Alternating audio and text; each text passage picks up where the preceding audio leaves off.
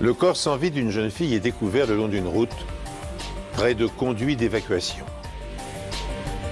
Si parvenir à l'identifier ne prend que quelques heures, retrouver son assassin est une toute autre affaire. C'est un prédateur qui chasse les jeunes filles. Il a commencé à me frapper, à m'étrangler. Il m'a dit, vous croyez que j'ai l'habitude de faire ça?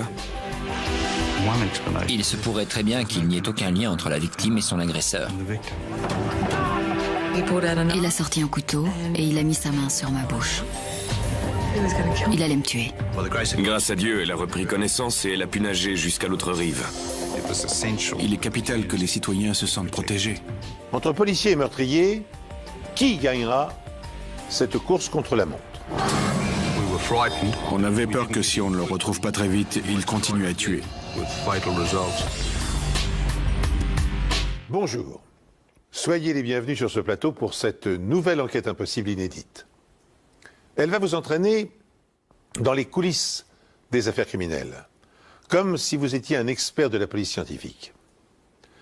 À Brisbane, une jeune fille est sauvagement agressée et son corps est abandonné sans vie en contrebas d'une route. La tâche des enquêteurs est double. Identifier la victime et son assassin. Les indices font défaut. Seules des traces de sang sont visibles sur la scène de crime. Par malchance, il est du groupe O.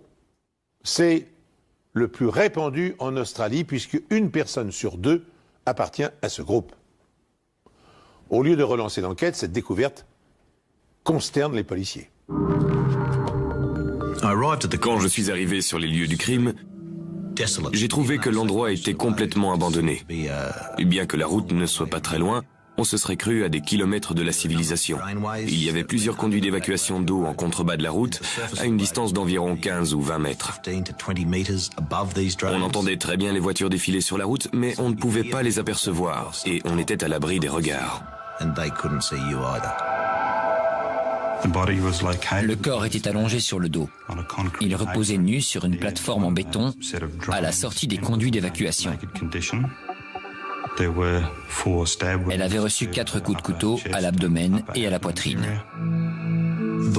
Les blessures étaient proches les unes des autres. Apparemment, on l'avait frappée avec beaucoup de frénésie et d'acharnement. Et d'après ce que j'ai pu constater cette nuit-là, c'est le cœur que visait l'assassin. Elle avait également un bleu sur le front. Elle avait forcément dû être commotionnée, voire inconsciente à un moment donné. Son corps était plein de boue. Elle avait la peau décolorée par endroits et on pouvait voir aussi bien sur elle que sur le sol qu'elle avait été traînée sur plusieurs mètres. Il y avait des marques parfaitement linéaires qui correspondaient en tout point à celles d'un corps qui aurait été traîné sans résister. Mais ces marques ne s'accompagnaient pas de traces de sang, comme on pouvait s'y attendre si elle avait été poignardée sur le gazon.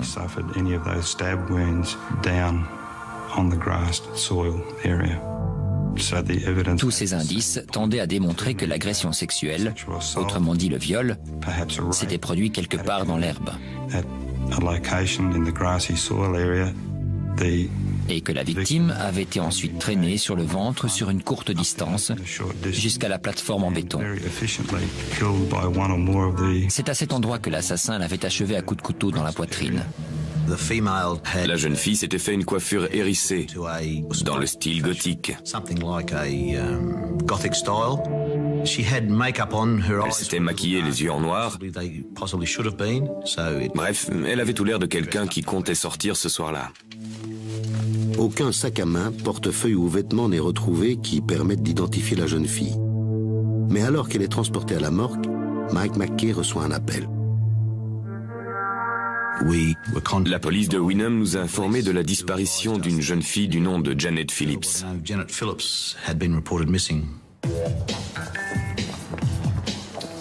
Janet Phillips, une jeune fille de 15 ans, s'est rendue à une soirée pour fêter un anniversaire. C'était les 21 ans d'un ami et on est tous sortis en famille.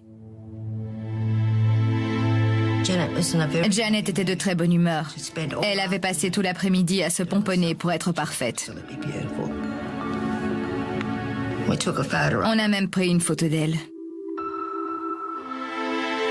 Le lendemain matin, je suis allée voir si elle était rentrée, mais elle n'était pas là. Je me suis tout de suite inquiétée. Ce n'était pas dans ses habitudes. Elle s'arrangeait toujours pour me passer un coup de fil. C'était la règle. Et au plus profond de moi-même, je savais qu'il lui était arrivé quelque chose. La police a rendu public le nom d'une jeune fille de 15 ans dont le corps dénudé a été retrouvé devant un conduit d'évacuation à Mansfield, dans la banlieue de Brisbane. La jeune Janet Phillips, originaire de l'Utah, a été poignardée plusieurs fois. La lycéenne avait été vue pour la dernière fois en compagnie de ses parents à un barbecue dans la banlieue voisine de Wynnum. On a interrogé tous ceux qui se trouvaient à la fête le soir du 18 juillet, aussi bien les hommes que les femmes. On voulait savoir si l'un des invités aurait pu être responsable de la mort de Janet. Il semblait que Janet s'était bien amusée. Elle n'avait pas bu une goutte d'alcool, que du soda. Je suis partie de la fête vers 23h. Je lui ai demandé si elle voulait rentrer avec moi, mais elle voulait rester avec son père. Vers 23h30, une bagarre a éclaté entre son père et deux hommes qui étaient venus à la fête sans invitation. Janet s'est énervée, cet incident l'a complètement retournée. Et c'est à ce moment-là qu'elle a quitté la fête. Elle était complètement bouleversée. Janet Phillips est assassinée quelques heures après cet événement fâcheux. Les policiers doivent-ils orienter leurs recherches en direction des invités de la fête, notamment vers les deux hommes qui ont provoqué la bagarre? Ou doivent-ils envisager que l'adolescente a croisé son agresseur quelque part sur la route du retour?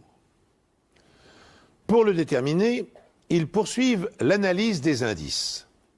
Et ils découvrent bientôt un élément déterminant. C'était un vrai petit ange. Voilà comment Bob Turner nous a décrit sa jeune nièce de 15 ans, retrouvée poignardée à mort à la sortie de l'autoroute hier en fin d'après-midi.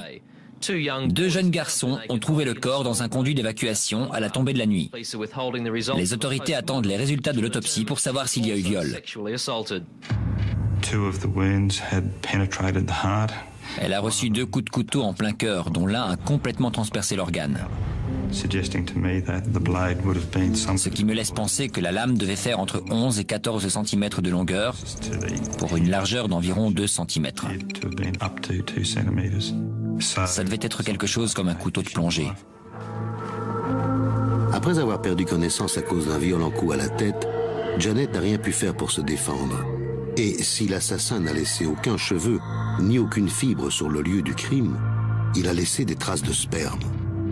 Janet a donc bien été violée. Ce n'était pas le genre de fille à faire n'importe quoi, à disparaître comme ça. Ses parents ont toujours été très stricts avec elle. Ça n'aurait jamais dû arriver à une fille comme elle. Le lendemain, on est venu inspecter la scène du crime une deuxième fois, mais cette fois à la lumière du jour. On a commencé par passer le périmètre au peigne fin.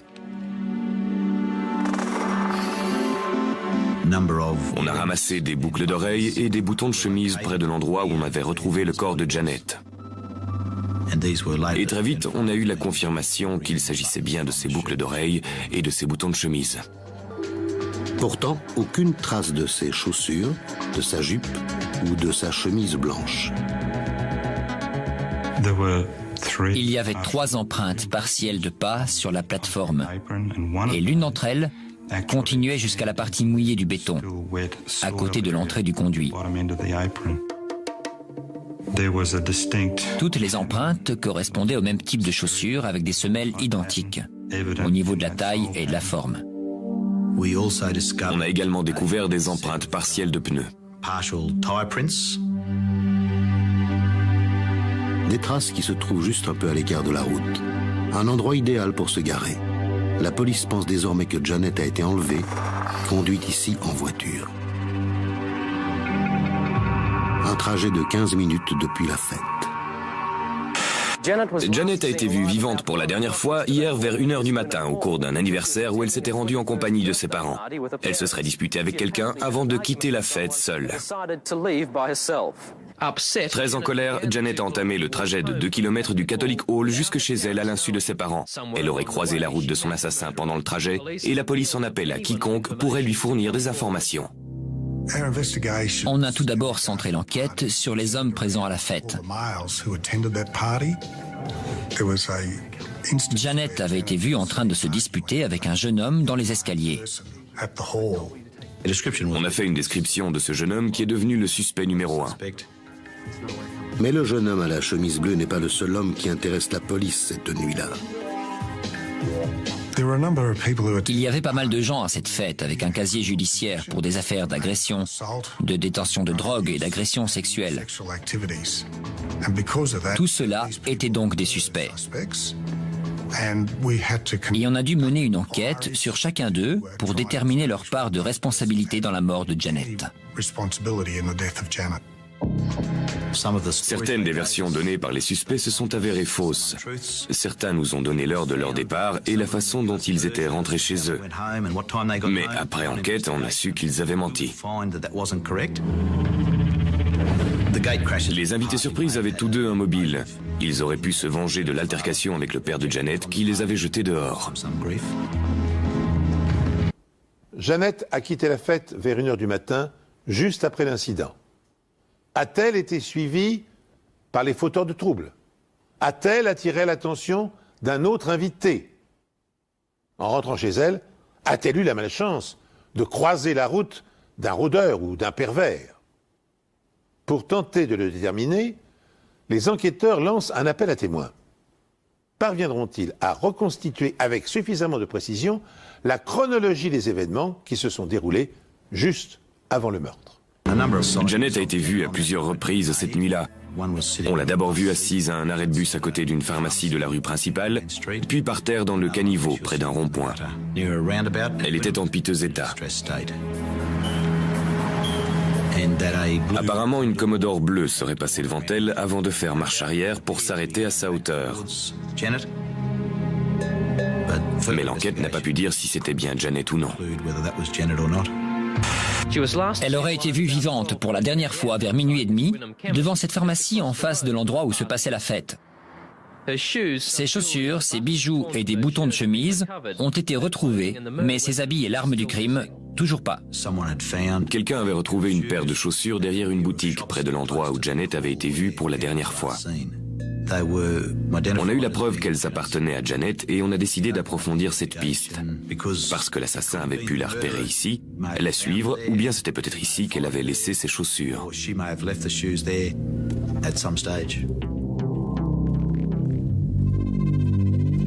Ensuite, Janet est aperçue un peu plus loin.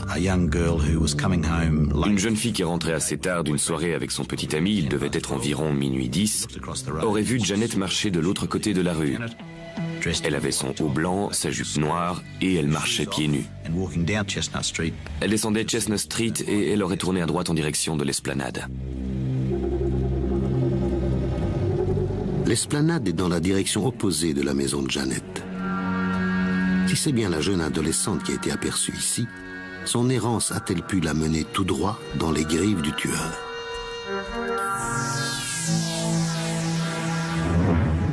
Les policiers font du bon travail, mais espérons pour eux qu'ils attrapent cet assassin au plus vite, parce que je vous garantis qu'on est quelques-uns à rêver de lui mettre la main dessus. C'était le témoignage de l'oncle de Janet lundi dernier qui espère toujours une arrestation rapide du meurtrier de sa nièce. 72 heures après le crime, l'enquête n'a pas beaucoup avancé. On avait bon espoir que les indices récoltés sur les lieux puissent nous permettre d'identifier l'assassin.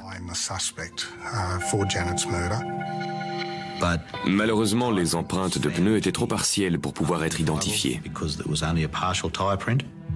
Et les chaussures étaient aussi un modèle trop courant dans le Queensland pour pouvoir nous faire avancer. L'enquête piétinait et ça devenait vraiment frustrant. La fouille minutieuse de plusieurs étangs proches des lieux du crime n'a rien donné non plus. Les vêtements et l'arme du crime n'ont toujours pas été retrouvés. On a retrouvé un grand nombre de couteaux cachés dans les arbres et les buissons, sur le bas-côté de la route ou près des berges.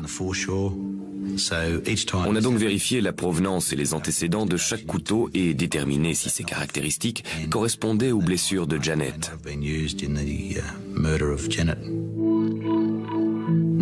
Mais aucun de ces couteaux ne correspondait à ces blessures, donc aucun d'entre eux n'avait servi à la tuer. La police est certaine d'au moins une chose, le tueur est un homme. On a fait faire des analyses sur le sperme qui nous ont permis de savoir que l'homme était du groupe sanguin O. Aujourd'hui, les experts de la police scientifique bénéficient de tout un arsenal de techniques sophistiquées pour résoudre les énigmes. Mais à l'époque des faits, les méthodes d'identification par l'analyse d'ADN n'existaient pas encore en Australie. Par conséquent, le tueur de Brisbane ne peut pas être identifié grâce au sperme et au sang laissés sur la scène de crime.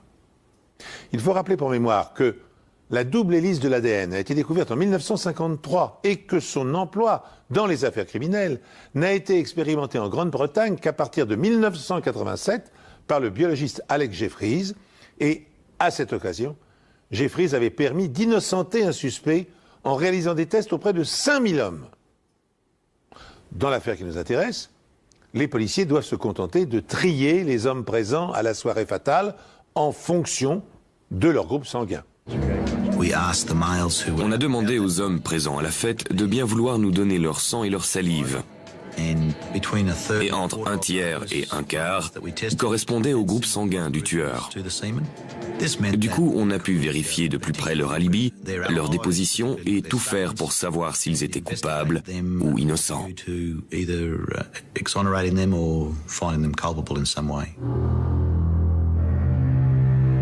Et il reste la possibilité que le tueur soit un inconnu, un paramètre que la police scientifique a pris en compte dès que le corps de la victime a été découvert. Il m'a tout de suite semblé que l'assassin n'avait rien fait de spécial pour dissimuler le corps.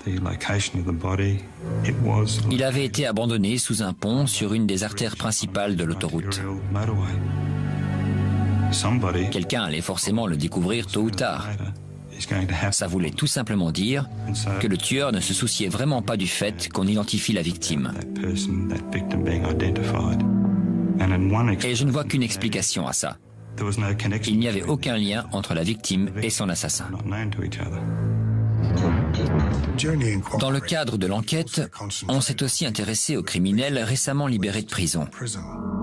Et l'un d'entre eux s'appelait Lloyd Clark Fletcher. Lloyd Fletcher avait été condamné pour viol et tentative de meurtre sur une jeune fille dans la banlieue d'Innersville.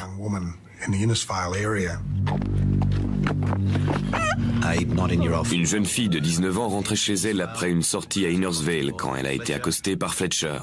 Il l'a traînée de force jusqu'à la Johnston River. Là, il l'a frappée jusqu'à ce qu'elle perde connaissance. Ensuite, il l'a violée avant de lui passer sa bretelle de soutien-gorge autour du cou si fort qu'elle s'est évanouie. Et là, il l'a jetée à l'eau. Grâce à Dieu, elle a réussi à reprendre connaissance et à nager jusqu'à l'autre rive, où elle a trouvé de l'aide et Lloyd a pu être arrêté. Lloyd Fletcher a passé 10 ans en prison avant d'être relâché 3 mois avant le meurtre de Janet.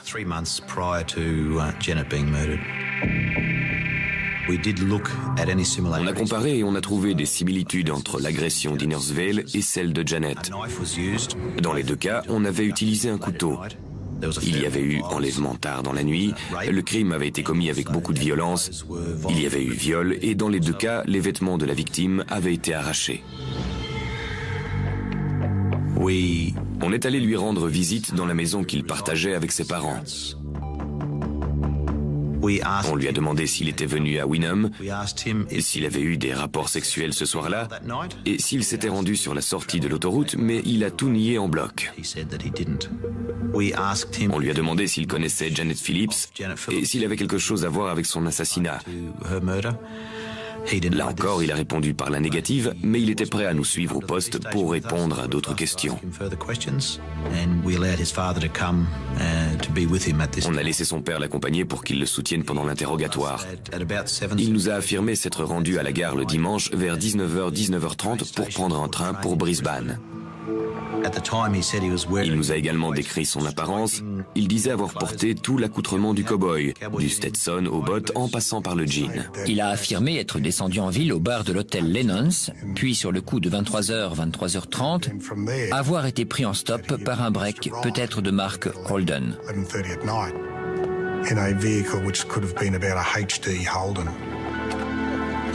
Mais il n'a pas pu nous dire qui était le chauffeur, ni nous dire où il habitait, ou encore nous donner des précisions sur la voiture. Il a déclaré être rentré chez lui vers 23h30, ce que ses parents ont confirmé. On a pris sa déposition par écrit, mais il a refusé de la signer. Pourtant, il accepte sans faire d'histoire de donner un échantillon de son sang.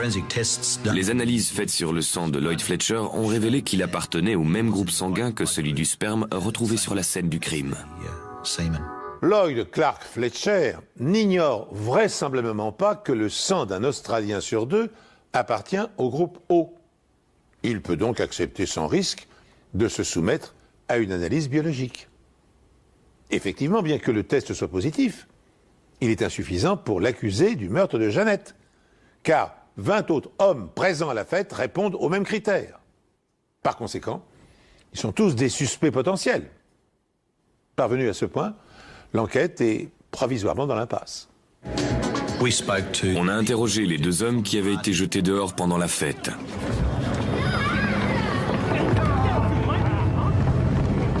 Ils ont fait une déposition, nous ont fourni un alibi qu'on a bien sûr vérifié. La police vérifie également les alibis de tous les hommes présents à l'anniversaire. Mais la version de Lloyd Fletcher est tout sauf convaincante. Il nous a dit qu'il s'était rendu en ville dans un hôtel habillé en cow-boy. Un accoutrement qui ne pouvait pas passer inaperçu. On est allé à l'hôtel et personne ne se souvenait de ça. Personne ne se souvenait de lui ou d'avoir vu quelqu'un porter ce genre de vêtements.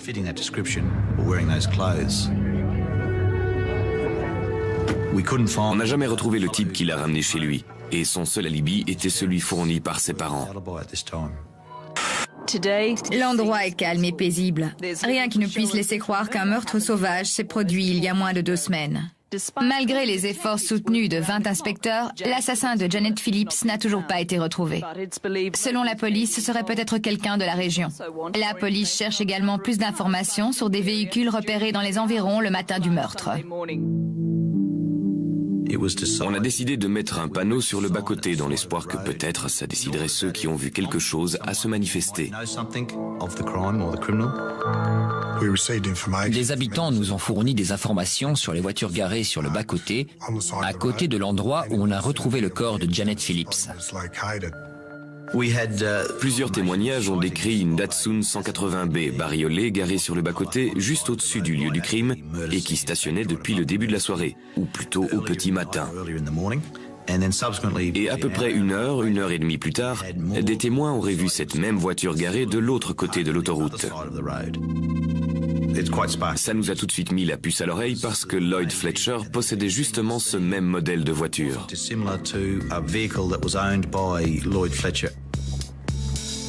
Les inspecteurs ont vu exactement la même voiture chez Lloyd Fletcher. Celui-ci a affirmé ne pas s'être servi de sa voiture la nuit du crime, préférant prendre le train et faire du stop.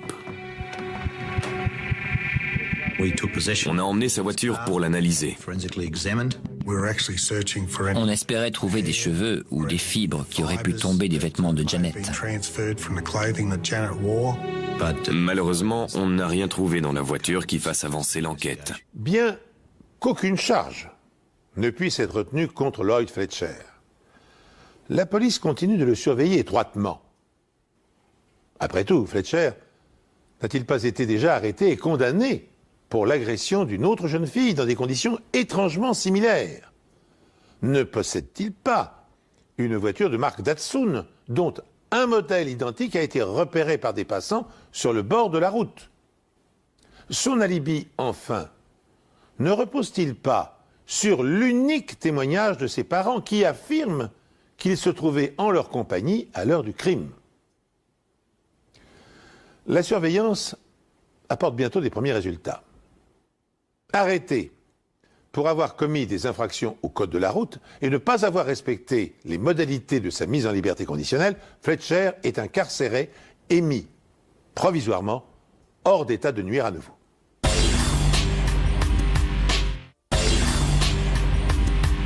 Le 19 juillet de l'année dernière, le corps dénudé de Janet Phillips a été retrouvé près d'un conduit d'évacuation à la sortie de l'autoroute de Mansfield. Aujourd'hui, un pathologiste est venu expliquer à la cour qu'elle avait tout d'abord été frappée jusqu'à perdre connaissance, puis traînée sur plusieurs mètres jusqu'au conduit et enfin poignardée à 4 reprises. Selon le commissaire McKay, l'enquête minutieuse menée par la police n'a toujours rien donné. En conclusion de l'enquête, le coroner a ouvert une information judiciaire sans pouvoir citer le ou les responsables de sa mort. Le meurtre de Janet vient garnir l'étagère des affaires non classées. La police ne veut pas l'enterrer pour autant et garde un œil sur le suspect principal. 2 ans après la mort de Janet, Fletcher, maintenant âgé de 31 ans, se retrouve à nouveau devant la justice, mais cette fois-ci dans un autre état. J'étais allée voir une amie et je suis partie de chez elle vers 4 heures de l'après-midi. J'ai pris mon vélo et mon sac à dos pour rentrer chez moi. Je me souviens que tout s'est mis à tourner au ralenti. Je me souviens aussi m'être retournée et l'avoir vu juste derrière moi en train de me poursuivre. J'étais terrifiée. J'ai fini par tomber. Il en a profité pour m'attraper. J'avais du sang partout et je savais très bien ce qu'il allait me faire. Des voitures ont commencé à nous passer devant, alors il m'a mis un bras autour de l'épaule et avec l'autre, il m'a mis un couteau dans le dos. J'ai cru qu'il allait me tuer. Il fallait absolument que je tente quelque chose pour m'en sortir. Il fallait que je dise quelque chose à quelqu'un, sinon j'allais mourir. Une voiture s'est arrêtée à notre hauteur. Le conducteur a baissé sa vitre et m'a demandé si j'allais bien. Je me suis tournée vers eux pendant qu'ils me regardaient en les suppliant du regard. Et à ce moment-là, la passagère a littéralement sauté de son siège en hurlant « Mon Dieu, on est en train de la violer !» Et ils sont tous les deux sortis de la voiture pour me venir en aide. Entre-temps, d'autres voitures se sont arrêtées et tout le monde l'a pris en chasse. Ils ont réussi à l'attraper au milieu des ronces et la police est arrivée pour l'arrêter. J'ai toujours dit qu'il avait un regard de démon. C'était vraiment un type affreux. On s'est rendu compte qu'il ne changeait pas ses méthodes. Il les attirait toujours en dehors de la route, il se servait toujours d'un couteau et il était très violent. Mike McKay se rend immédiatement à Victoria. Il vient tout juste d'avoir le témoignage du père de Lloyd Fletcher, dans lequel il avoue que son fils leur a menti. Lloyd Fletcher a bel et bien pris sa voiture le soir du meurtre de Janet Phillips, et il est rentré chez lui plus tard que ce qu'il a affirmé. On espérait un peu qu'en lui racontant que son père nous avait dit la vérité, lui-même serait plus enclin à nous dire la vérité. Mais il nous a envoyés balader en nous insultant. Lloyd Fletcher est condamné à 5 ans de prison pour le kidnapping de la petite Debbie, âgée de 13 ans à l'époque des faits. Tandis qu'il séjourne en prison, ses parents annulent son alibi selon lequel il était avec eux la nuit du crime. Fletcher redevient donc le suspect numéro 1 dans le meurtre de Janet Phillips. À ce moment, une véritable révolution apparaît dans la panoplie des outils mis à la disposition des policiers australiens. L'échantillonnage et l'analyse comparative de l'ADN. Ayant déjà prouvé son efficacité dans les affaires criminelles en Grande-Bretagne et aux États-Unis, cette arme redoutable va-t-elle permettre de confondre le multirécidiviste ou, bien sûr, de le disculper définitivement dans cette affaire? Quand Janet a été assassinée, ce n'était pas encore une science, et environ 5 ou 6 ans après sa mort, ce n'était que le début. J'ai contacté les services de santé publique pour demander des tests ADN pour pouvoir éventuellement relier Lloyd Fletcher au meurtre. Mais le test se révèle négatif. Lloyd Clark Fletcher est écarté de la liste des suspects. J'étais sidéré. J'étais intimement convaincu que Lloyd Fletcher était le tueur. J'avais du mal à le croire. C'était un peu comme si on était passé juste à côté du ticket gagnant à la loterie. J'étais effondré. We need the police quickly! Shut up! Mate, this is Wynnum train station. A girl has been raped and bashed down at Wynnum train station. I'm not joking around. I need an ambulance at Wynnum train station immediately. Cela fait 10 ans que Janet Phillips a disparu d'une fête anniversaire à Wynnum avant d'être assassinée.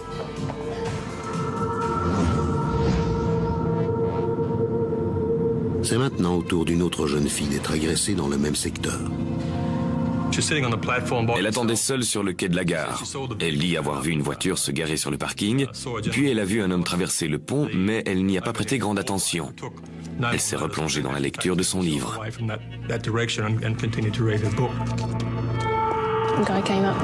Le type est arrivé par derrière, il m'a mis la main sur la bouche et un couteau dans le dos.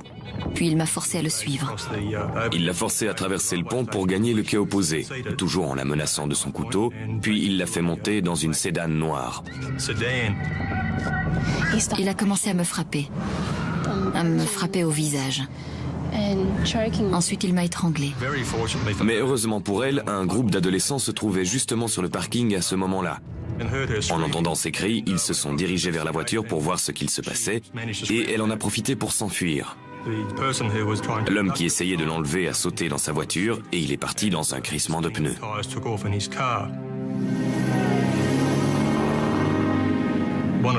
Un des jeunes a jeté une pierre sur la voiture et a cassé la vitre avant. Une équipe de la police scientifique est venue ramasser les débris de verre, prendre des photos, bref, la routine. La jeune fille avait été frappée violemment. Elle avait des blessures graves au visage. Je crois que j'ai dû perdre connaissance pendant 10 minutes. Quand je me suis réveillée, j'avais les mains attachées avec une corde. Les liens m'avaient aussi brûlé les chevilles. Et là, je commençais à me dire que j'allais devenir un de ces corps qu'on repêche dans le port. Après avoir recueilli le témoignage des 4 adolescents et d'Anna, on a établi une sorte de portrait robot de l'agresseur. Ils l'ont tous décrit comme un homme de taille moyenne, avec des cheveux bruns, un peu grisonnants et une barbe. La voiture était de couleur sombre, peut-être une Nissan d'après les témoins. Au cours d'une horrible agression à la gare de Wynnum, une adolescente de 16 ans a été enlevée sous la menace d'un couteau. Elle a heureusement réussi à s'échapper. On a volontairement surexposé l'affaire dans les médias. Ça a marché parce qu'on a fini par recevoir un appel anonyme très intéressant. Cette personne m'a dit qu'elle pensait que l'agresseur se nommait Lloyd Fletcher. Et dès que j'ai entendu ce nom, ça a fait tilt dans mon esprit parce que je me souvenais qu'il avait été impliqué dans une affaire similaire en 77 dans le Queensland. Il avait été suspecté du meurtre de Janet Phillips et il avait été condamné pour tentative d'enlèvement d'une jeune fille dans l'État de Victoria. Lloyd Fletcher a été libéré d'une prison de l'État de Victoria après n'avoir fait que 3 ans sur les 5 prévus. 4 ans plus tard, la police retourne le voir chez ses parents. Lloyd Clark Fletcher est venu nous rejoindre sous la véranda et il m'a tout de suite surpris en me disant « Je savais que vous viendriez ». Je lui ai demandé pourquoi et il m'a répondu « Vous croyez que c'est dans mes habitudes de faire ça ?» Il nous a raconté qu'il était allé dans une boîte de nuit de la ville, qu'il avait bu quelques whisky, seul, sans parler à personne. Ce qui m'a frappé, c'est qu'il avait donné quasiment la même version en 77. Il nous a laissé emmener sa voiture de marque Nissan au labo. Elle était d'une affreuse couleur noire. Même l'intérieur était tout noir. Ce n'est sûrement pas le genre de voiture que j'aurais conduit, surtout quand on veut trouver une nouvelle copine. Il n'y avait que du noir partout. La couleur sombre et l'allure de la voiture sont très proches de la description des témoins de la gare. Mais il y a un problème. Les vitres de la voiture sont en parfait état. La jeune femme qui avait téléphoné nous a rappelé. En fait, c'était une nièce de Lloyd Fletcher. Il l'avait appelée le dimanche matin très tôt pour lui dire qu'il voulait passer la voir. Il est arrivé avec du sang sur ses vêtements et une vitre de sa voiture brisée. Il lui a raconté qu'il s'était retrouvé au milieu d'une bagarre et que sa vitre aurait été brisée par un projectile.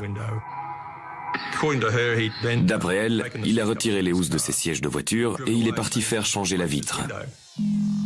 Avant de partir, il met ses vêtements tachés de sang à la machine et il emprunte l'aspirateur de sa nièce pour nettoyer sa voiture. À mon avis, s'il a accepté de nous laisser voir sa voiture, c'est parce qu'il l'avait nettoyée de fond en comble, qu'il avait eu le temps de changer la vitre, et il était sûr qu'on ne trouverait aucune preuve. L'aspirateur est aussitôt saisi par les autorités. À l'intérieur, la police trouve de nombreux fragments de verre. En examinant l'extérieur de la maison, j'ai aussi retrouvé des fragments de verre devant l'entrée et dans le caniveau.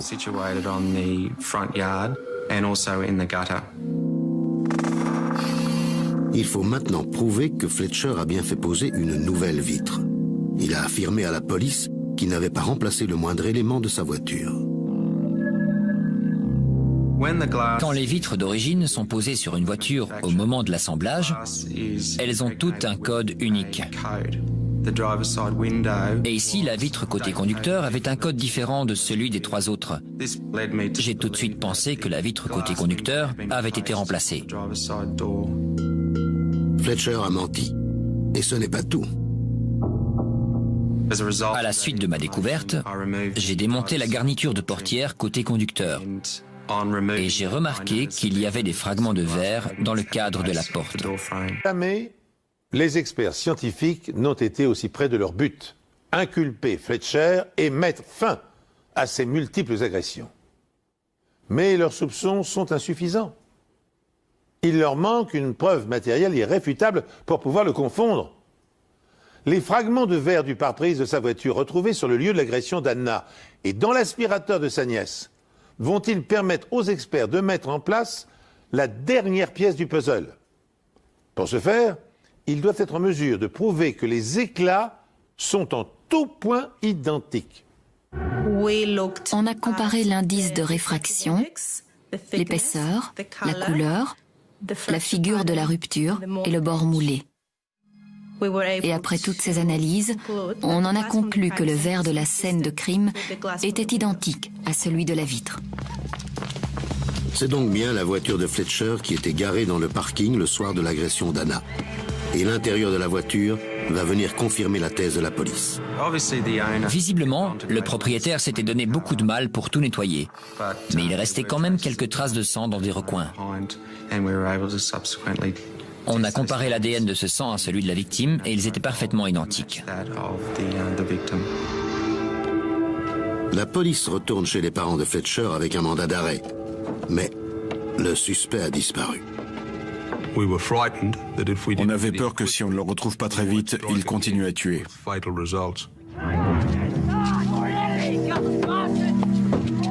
Cela fait maintenant au moins le 3e viol avec violence avérée commis par Lloyd Fletcher. La police sait que non seulement ce genre d'individu ne s'arrête pas, mais que la violence monte en intensité et que l'écart entre les crimes diminue.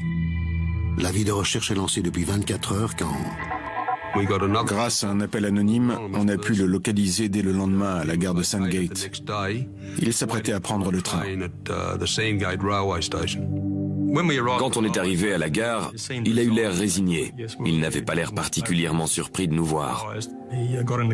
On l'a fait monter dans la voiture et on l'a conduit au poste. On a enregistré la plainte d'une jeune fille de 16 ans.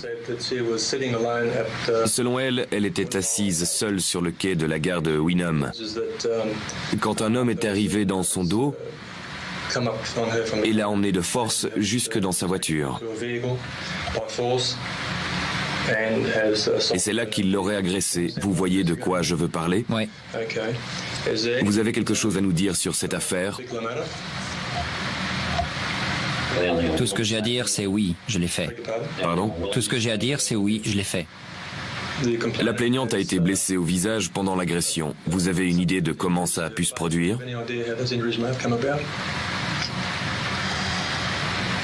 C'est moi qui l'ai agressée. Vous pouvez me dire comment? Je l'ai frappée. La jeune fille a affirmé que son agresseur l'avait étranglée jusqu'à lui faire perdre connaissance. Vous vous souvenez avoir fait ça? Non. Non. Absolument pas.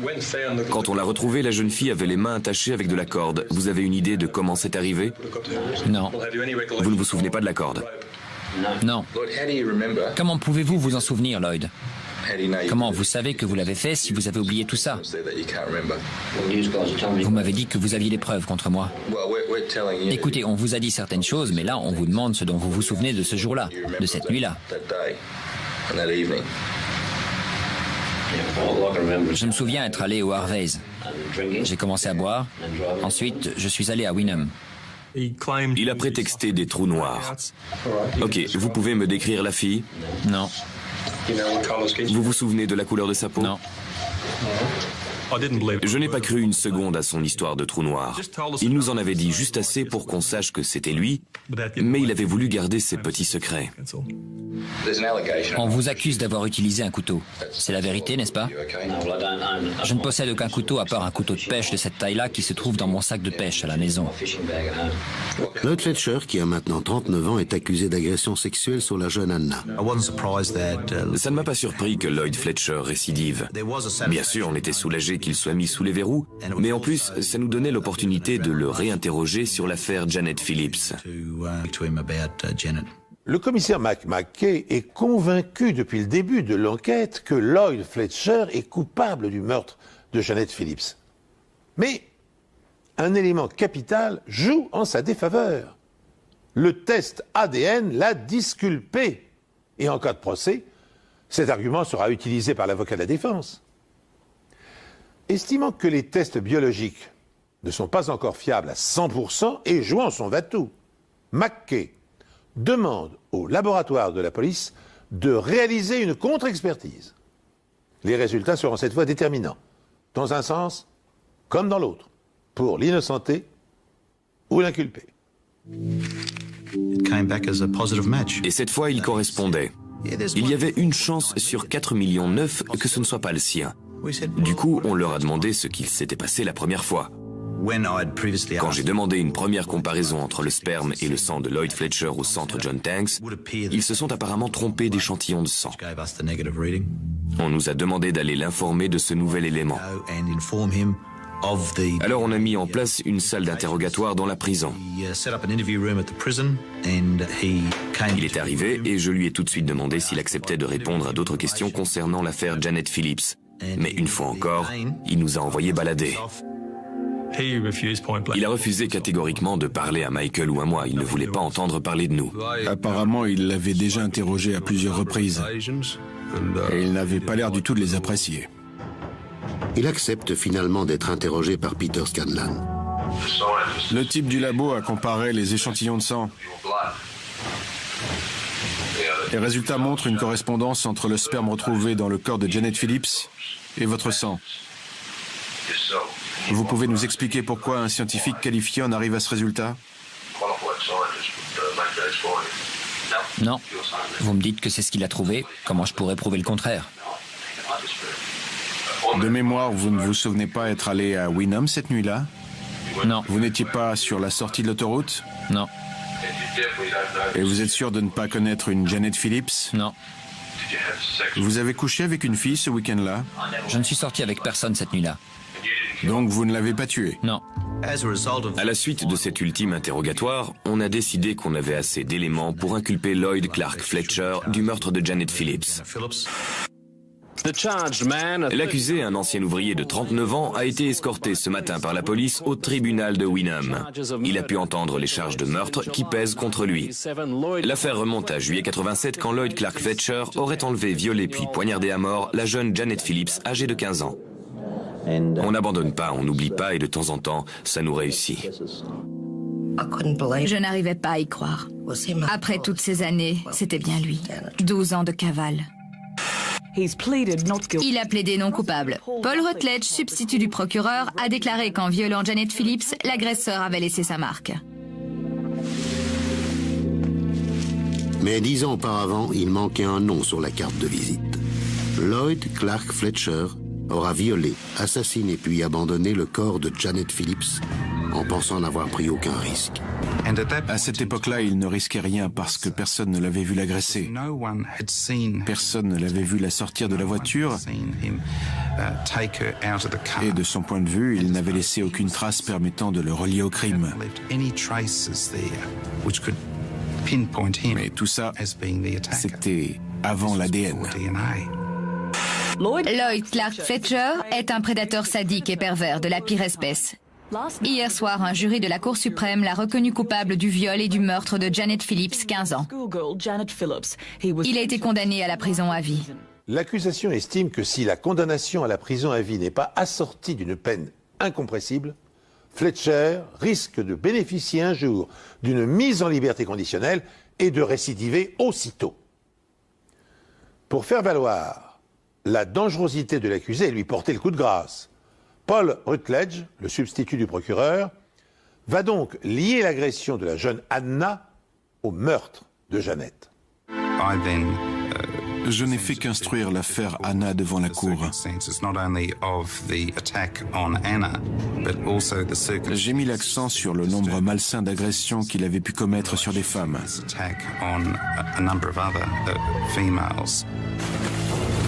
J'ai mis en avant l'extrême violence dont il avait toujours fait preuve. J'ai décrit l'image d'un prédateur qui part à la chasse, d'un meurtrier qui traque des femmes avec la ferme intention de les tuer. C'est tout à fait le genre de criminel qui mérite une peine de prison illimitée. Il représente clairement un danger pour la société.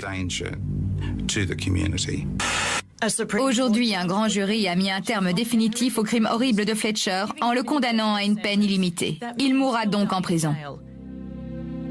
Lloyd Clark Fletcher va enfin payer pour les crimes qu'il a commis pendant 20 ans. Mais en regardant son histoire de plus près, la police reste convaincue qu'elle n'est pas au bout de ses surprises. Dans la police, on dit souvent qu'on se fait rarement attraper pour tous ces crimes. Et je reste convaincu qu'il en a commis encore bien d'autres. Malheureusement, on n'a aucune preuve. Si je me fie à mon expérience, je pense qu'on doit lui poser d'autres questions et qu'il est loin de nous avoir tout dit. Je pense qu'il récidivera si on le laisse sortir un jour. Il est à sa place en prison. Et je remercie Dieu des progrès de la science et de nous avoir donné l'ADN. Au grand soulagement des jeunes filles et de leurs familles, Lloyd Fletcher achèvera en prison sa sinistre carrière de prédateur. Cette affaire fait aujourd'hui partie de l'histoire de la police scientifique australienne, puisqu'elle a été l'une des premières à permettre de confondre un assassin grâce à sa signature ADN. Dès le début de l'emploi de cette méthode, un certain nombre de questions techniques et déontologiques se sont posées. Pour éviter les risques d'erreur, comment s'assurer que la collecte des échantillons et leur traitement soient réalisés dans de bonnes conditions? Comment garantir l'indépendance et la compétence scientifique des laboratoires? Enfin, comment parvenir à abaisser le coût des analyses incompatibles avec les budgets dont dispose la police? Aujourd'hui, 20 ans plus tard, ces questions ont trouvé des réponses satisfaisantes et l'échantillonnage de l'ADN des suspects est devenu un outil essentiel dans la panoplie des enquêteurs et de la justice. Car si les tests apportent des preuves matérielles à l'accusation, ils permettent aussi d'innocenter des suspects incriminés à tort. Ainsi, dès 1987, grâce à l'ADN, un homme avait été remis en liberté après avoir purgé 10 mois de prison et subi les sévices de ses codétenus parce qu'il était accusé sans preuve d'avoir violé une jeune fille handicapée mentale. L'analyse tardive de traces de sperme l'avait définitivement disculpé. C'est sur cette note optimiste que s'achève cette émission. Merci de l'avoir suivi en ma compagnie. Je vous donne rendez-vous prochainement sur cette antenne pour une nouvelle enquête impossible.